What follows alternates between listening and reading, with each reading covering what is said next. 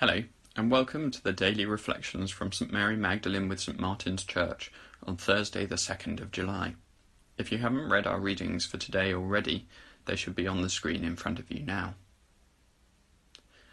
Our passage in Judges today is a good 50 years further on from our passage yesterday, and we'll be following this story for the next couple of days. In between the story of the fall of Abimelech yesterday and the choosing of Jephthah today, the people of Israel have rebelled against God in a big way. In chapter 10, we're told that they worshipped the Baals and the Astartes, the gods of Aram, the gods of Sidon, the gods of Moab, the gods of the Ammonites, and the gods of the Philistines. This was bad enough, but despite being so ready to worship almost any god going, they didn't worship the one God who actually exists. So, he left them to their own devices, and as things went wrong for them, they returned to him.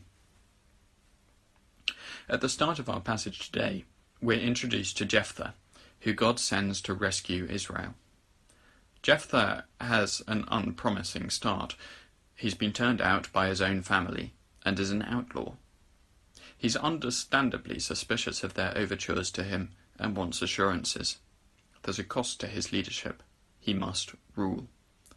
But the people are desperate, so they accept. Our psalm today is instructional. It follows God's command to remember all that he did for Israel, precisely so that the people of Israel would not forget him and turn to other gods like they do in Judges.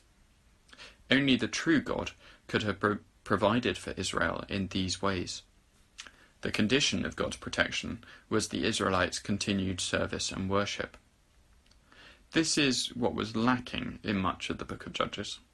It's a book that shows both the consequences of sin and the mercy of God in rescuing his people anyway. The parable Jesus tells in Luke shows the urgency of this.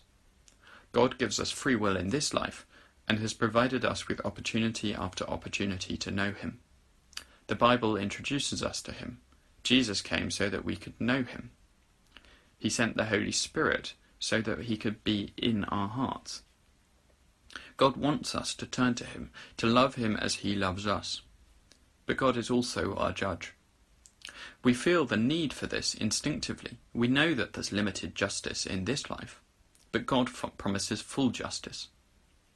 Jesus died so that those who repent and turn to him can be counted innocent, the penalty for their sins paid.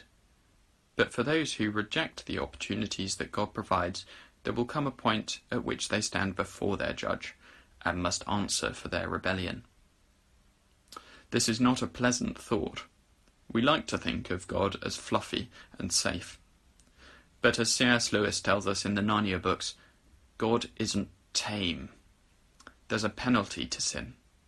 Either we turn to God and accept Jesus' payment of that penalty, or we must pay it ourselves. That is true justice.